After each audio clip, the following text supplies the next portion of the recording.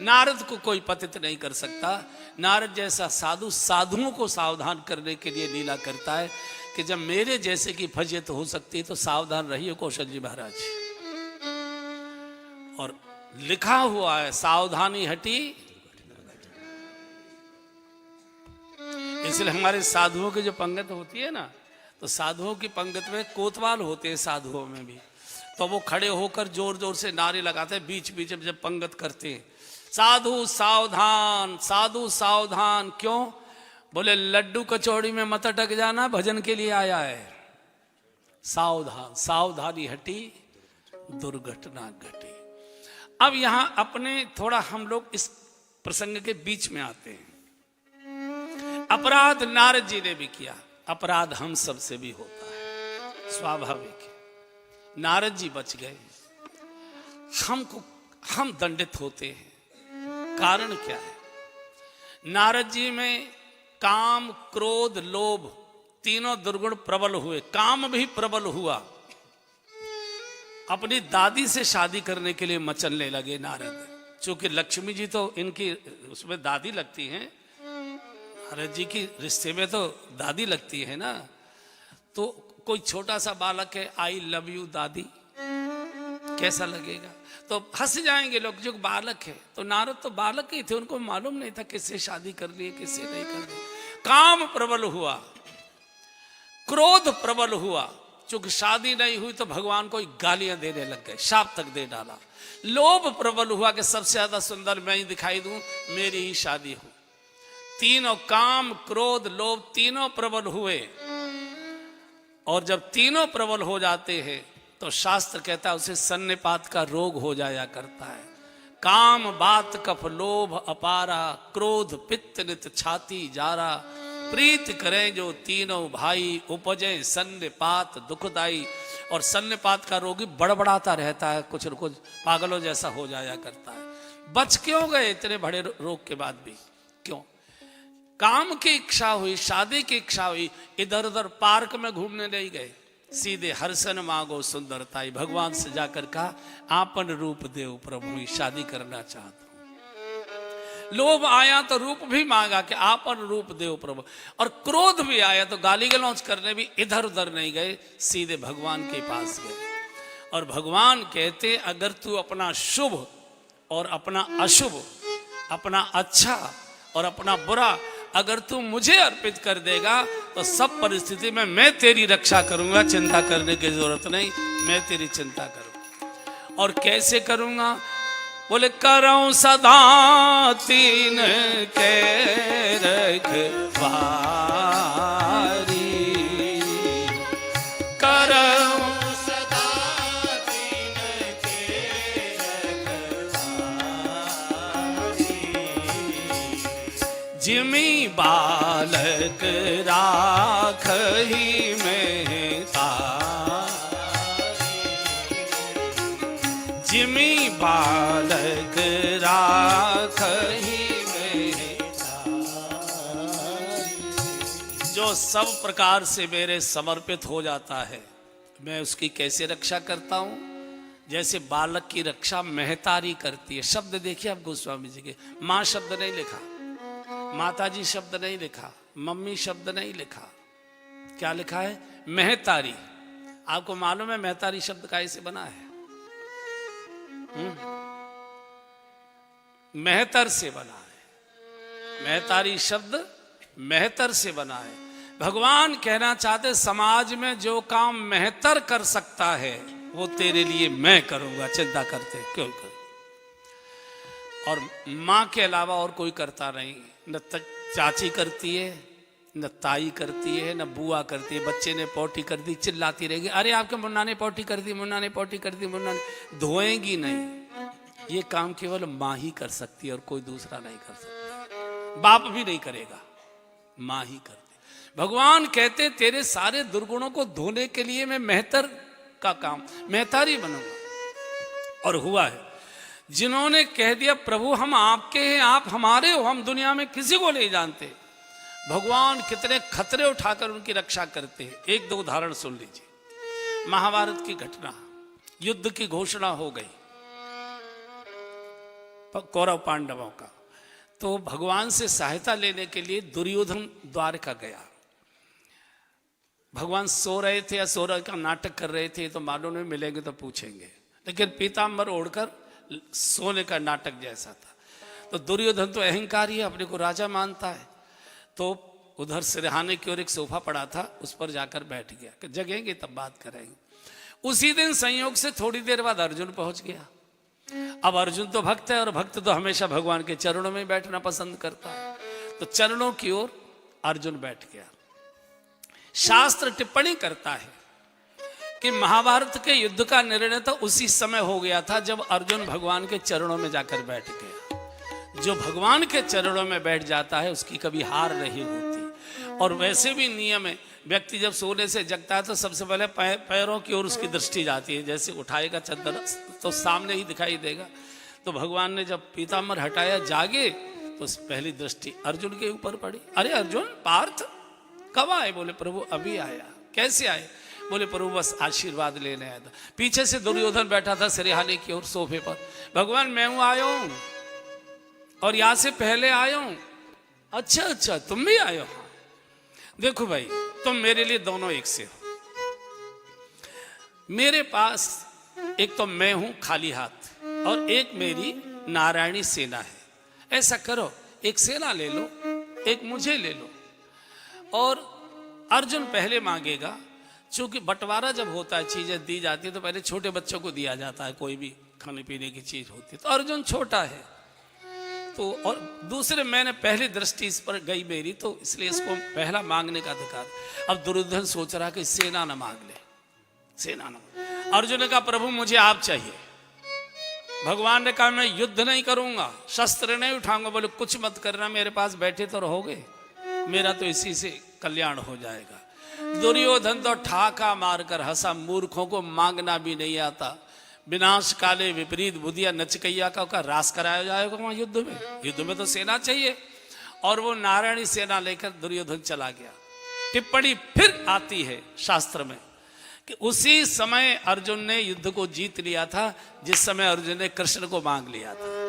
तो एक दिन भगवान ने अर्जुन से पूछा, अर्जुन एक बात बताओ, भले आदमी तुझे मांगना भी नहीं आता, युद्ध का समय था, सेना मांगनी चाहिए थी, तूने मुझे नेतृत्व को मांग कर क्या चाहता था?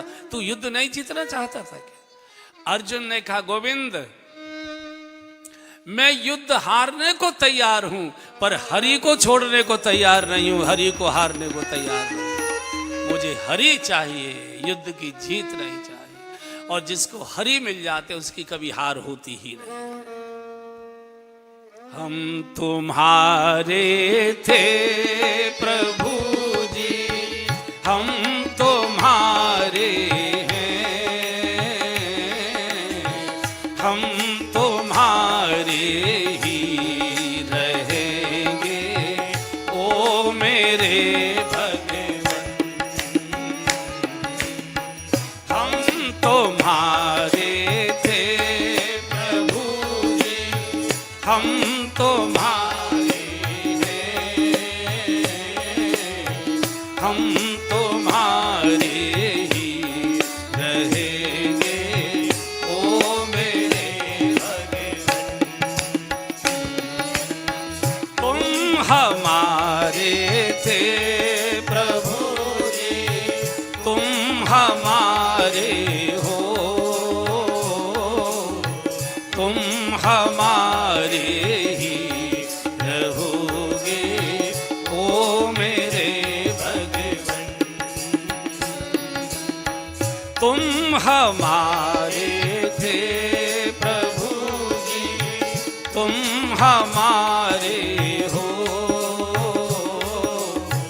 तुम हमारे ही रहोगे ओ मेरे भगवान। तुम्हें छोड़ सुन नंद दुलारे, कोई न मीत हमारो। तुम्हें छोड़ सुन नंद दुलारे, कोई न मीत हमारो। आके द्वारे जाई पुकारूं और न कोई सहारो,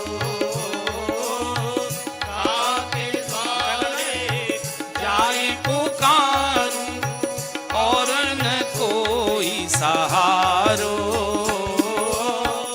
अब तो आके बाह पकड़ लो ओ मेरे भगवन,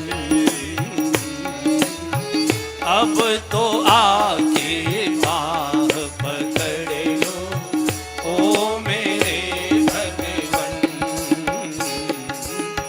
तुम हमारे थे प्रभु जी, तुम हमारे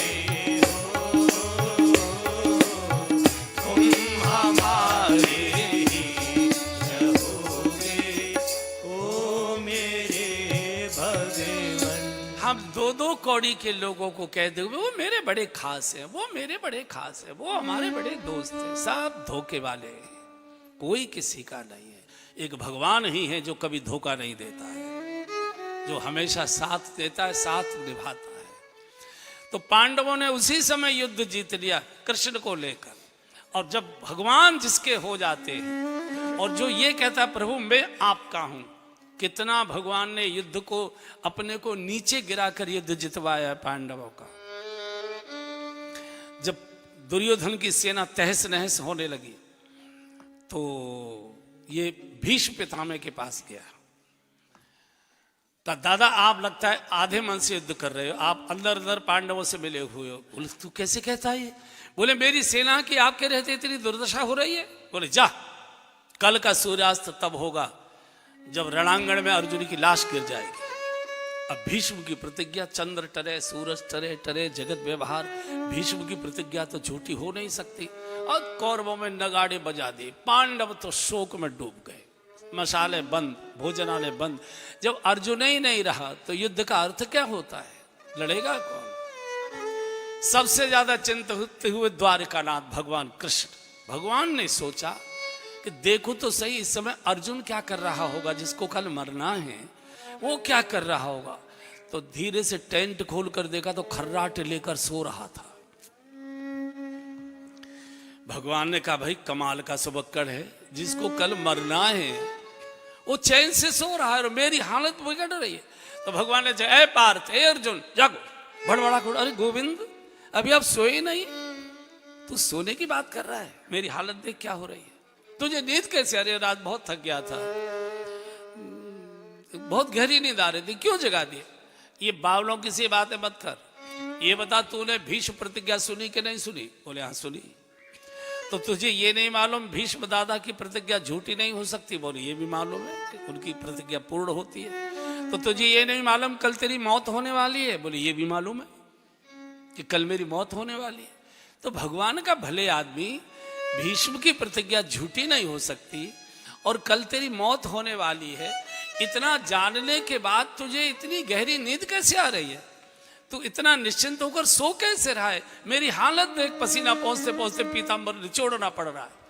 अर्जुन बैठ गया और बैठकर भगवान के चरण पकड़ कर कहा, गोविंद ये प्रश्न आप मुझसे करते हैं कि तू सो कैसे रहा है, तुझे नींद कैसे आ रही है?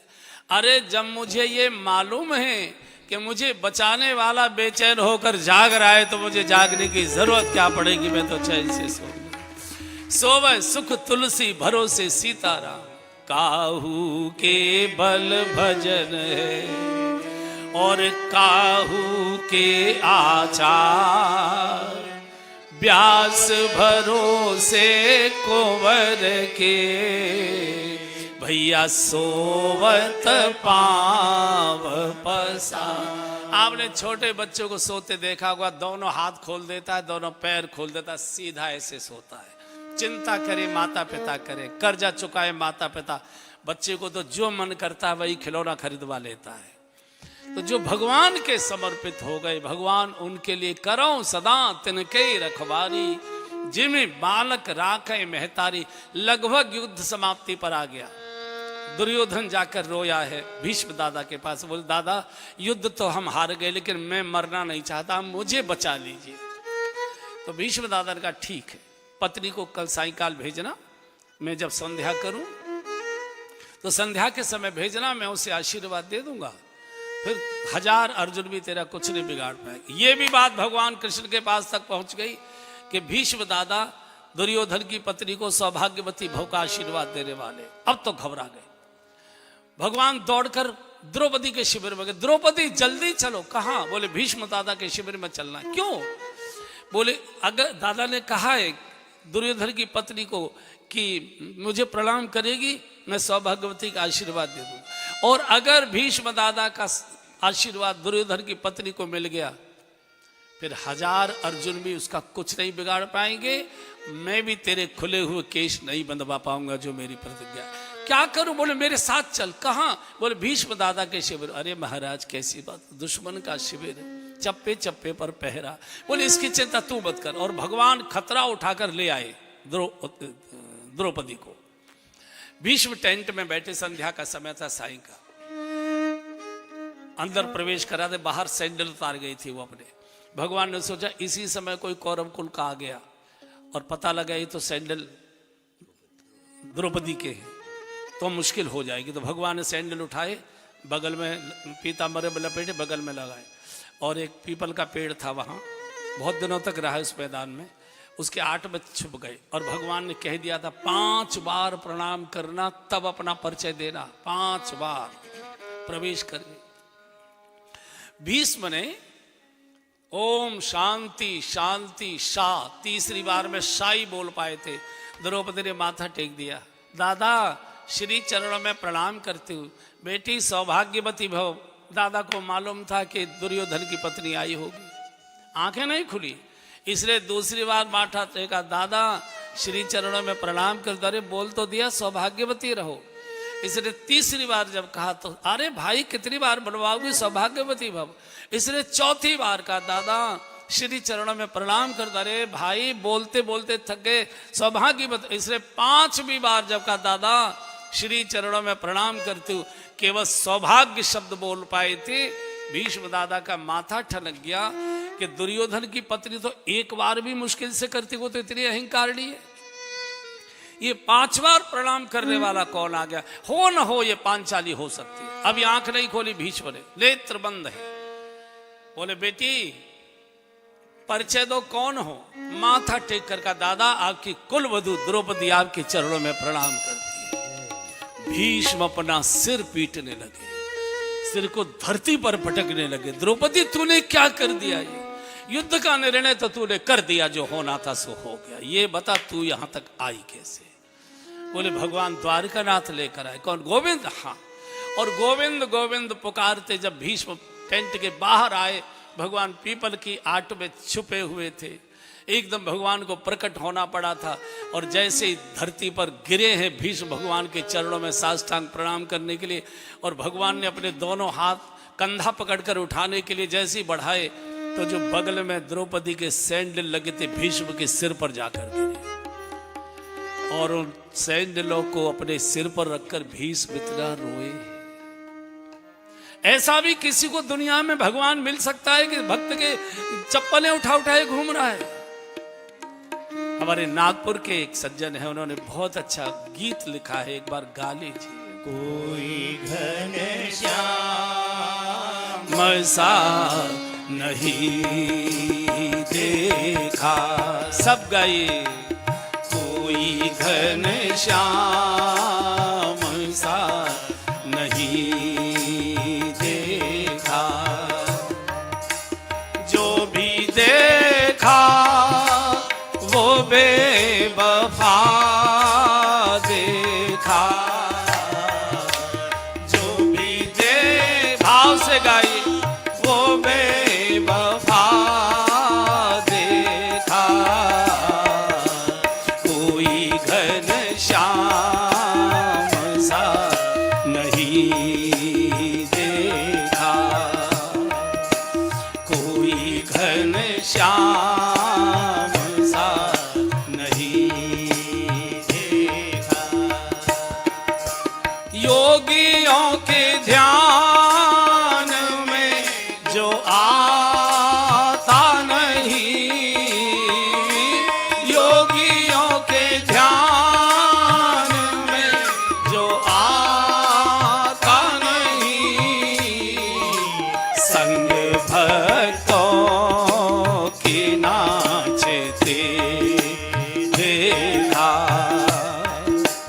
संग भक्तों के नाचते देखा, कोई घनश्याम सा नहीं देखा, कोई घनश्याम सा नहीं देखा। किस तरह द्रौपदी की लाज बची, किस तरह द्रौपदी की लाज बची, श्याम साड़ी में था छुपा देगा। साड़ी बीच नारी है किनारी बीच साड़ी, साड़ी किनारी है किनारी छुपा देखा, कोई घनश्याम सा नहीं। इसलिए भक्त कहता है मैं भी आया हूँ आपके दर पे, मैं भी आया दर पे, जब कोई आसरा नहीं देखा, जब कोई आसरा नहीं देखा, कोई घनश्याम सा नहीं देखा, कोई घनश्याम सा नहीं देखा। जिसको हम कभी याद नहीं करते वो इस स्तर तक उतरता है अपने व्यक्ति के लिए। आगे की कथा मनु महाराज और शत्रुपा जी की बड़ी मार्मिक कथा है। सृष्टि के आदि दंपति मनु महाराज और शत्रुपा जी। हम चूंकि मनु की संतान है इसलिए मनुष्य कहलाए जाते हैं। दंपति धर्म आचरण नीका, बड़ा पवित्र शुचिता से मर्यादा से शील व्यवहार से भरा हुआ पूरा जीवन है। प्रजा को ऐसे पुत्रवत पालन करते जैसे कोई योग्य पिता अपनी संतान का पालन करता है। दो बेटे हुए, उत्तानपाद और प्रियव्रत। देवहूति नाम की कन्या हुई। इन्हीं उत्तानपाद के घर में ध्रुव जी जैसे भक्त का जन्म हुआ। देवहूति के गर्भ से कपिल भगवान का जन्म हुआ है। कैसा परिवार रहा होगा कि अपने घर के अंदर बाल बच्चों में भगवान जन्म लेकर आ रहे हैं। बहुत आनंद से। एक दिन की घटना गोस्वामी जी लिखते, संध्या का समय था। मनु महाराज अकेले महल की अटारी में बैठे थे। कोई दूसरा नहीं था। किसी ने उपदेश नहीं किया, किसी ने कोई कथा नहीं सुनाई। बैठे बैठे अंतः प्रेरणा प्रकट हुई, अरे मैं बूढ़ा हो गया, मेरे बाल सफेद हो गए, मेरे दांत हिलने लगे, नेत्र ज्योति घट गई, शरीर कंपित होने लगा, वृद्धावस्था हो गई, शरीर पर झुर्रियां आ गई, मेरे बाल बच्चेदार हो गए, मेरे बाल बच्चे कारोबार संभालने लायक हो गए, और अभी तक मेरे मन में भजन की प्रेरणा नहीं, भोगों के प्रति मेरे मन में वैराग्य नहीं। क्या मेरी लाश हाय हाय करके इस राजभवन से बाहर निकाली जाएगी? क्या आंख बंद होने से पूर्व भगवान की मोहिनी झांकी का मुझे दर्शन नहीं होगा? किसी ने भाषण नहीं दिया, किसी ने कथा नहीं सुनाई। और प्रेरणा अंदर से ही आती है। उपदेश बाहर से दिया जाता है, प्रेरणा अंदर से प्रकट होती है। सीधे ऊपर से उतर कर आए। शत्रुपा जी महारानी जी के कक्ष में पहुंचे। अकेली थी संयोग से। पास बैठे, कहा रानी एक मन में प्रेरणा आ रही है, आज्ञा हो तो कहें। बोले कहिए। बोले अब हम बूढ़े हो चले, शरीर जर्जर हो गया, बाल बच्चेदार हो गए, बाल बच्चे राजपाट संभालने लायक हो गए। अब हमारा मन करता है कि जीवन का ये अंतिम समय है, भारत के संपूर्ण तीर्थों की यात्रा करते करते फिर किसी एक तीर्थ में किसी संत के चरणों में बैठकर, संत के आश्रय में रहकर और भगवान का सुमिरन करते करते जीवन लीला पूरी करें। ऐसी एक प्रेरणा हो रही है, आपका क्या कहना है? शत्रुपा जी ने कहा राजन मेरे मन में तो बहुत दिनों से चल रहा था, लेकिन संकोच के कारण से मैं बोल नहीं पा रही थी। मेरी भी आपसे एक प्रार्थना है। क्या है देवी? बोले राजन, शुभ बातें ये बड़ी मुश्किल से, सद्गुण और सद्विचार ये बड़ी मुश्किल से मन में आते हैं और इतनी कम उम्र लेकर आते हैं, आते पीछे हैं, जाने की बात पहले बोलते हैं। और दुर्गुण और दुर्विचार ये इतनी जल्दी जल्दी मन में आते हैं और इतनी लंबी उम्र लेकर आते, एक बार जीवन में प्रवेश कर जाते तो चिता तक साथ रहते, छोड़कर जाने का नाम नहीं लेते। इसलिए राजन, बेग विलंब न करिए नरप, साजिए सब, देर मत करिए। शत्रुपा जी ने अनुमति दे दी। मनु महाराज मन के प्रतीक है, शत्रुपा जी बुद्धि की प्रतीक। बुद्धि दिन में सैकड़ों बार रूप बदल देती है। जब मन और बुद्धि एक हो जाए तो घटना घटित होगी, चाहे शुभ हो चाहे अशुभ हो। मन कहता है, बुद्धि नहीं मानती तो भी घटना नहीं होगी। बुद्धि कहती है, मन नहीं मानता तो भी घटना नहीं घटित होगी। जब दोनों एक, शत्रुपा जी ने समर्थन कर दिया। उसी समय बेटे को बुलाया, उत्तानपाद को बुलाया, पास बिठाया। दोनों बेटे आ गए, पूरा परिवार आ गया। सिर की पगड़ी उतारकर उत्तानपाद के शीश पर रख दी। बेटा, अब तुम सब प्रकार से योग्य समझदार हो, हम बूढ़े हो चले, राज्य का पालन करना, पुत्रवत सबको स्नेह प्रदान करना। हम तेरी माँ के साथ तीर्थों की यात्रा करते करते अब जीवन का अंतिम समय किसी एक तीर्थ में भगवान का भजन करते शरीर छोड़ना चाहते हैं। राज्य अब तुम्हारा है। बच्चे रोने लगे, नहीं नहीं नहीं नहीं पापा जी, हम नहीं जाने देंगे, ऐसे कैसे चले जाएंगे। हर पुत्र चाहता है वृद्धावस्था में मैं अपने हाथों से अपने माता पिता की सेवा करूं। इस पुण्य से आप हमको क्यों मुक्त करना चाहते? बिल्कुल नहीं जाने देंगे। बच्चों ने रोना शुरू कर दिया, आंसू से हिलकी भर भर कर बच्चे रोने लगे। राजा पिघल गया, राजा पिघल गया।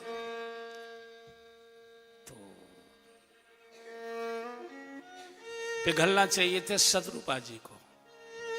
माताओं को थोड़ा घर गृहस्थी में डूबने में ज्यादा अच्छा लगता है। तो शत्रुपा जी ने आंखों से देख ले, राजा तो पिघला, मुख से नहीं बोली, बच्चे खड़े थे, आंखों से इशारा कर दिया। राजन, कोई तिलक करके आपको आरती की थाली से आरती उतारकर आपको विदाई समारोह के साथ विदाई नहीं करेगा। ये घर परिवार की ममता जबरदस्ती छोड़ोगे तभी छूटेगी, अन्यथा तो हाय हाय करके तुम्हारी लाश इसी राजभवन से उठाई जाएगी। ये जबरदस्ती छोड़ोगे तभी। गोस्वामी जी ने बरवस शब्द लिखा है, बरवस राज सोतहि तब दीना, बरवस राज सोतहि तब दीना, नारी समेत गवन बन कीना, नारी समेत गवन बन कीना। कहाँ पहुंचे?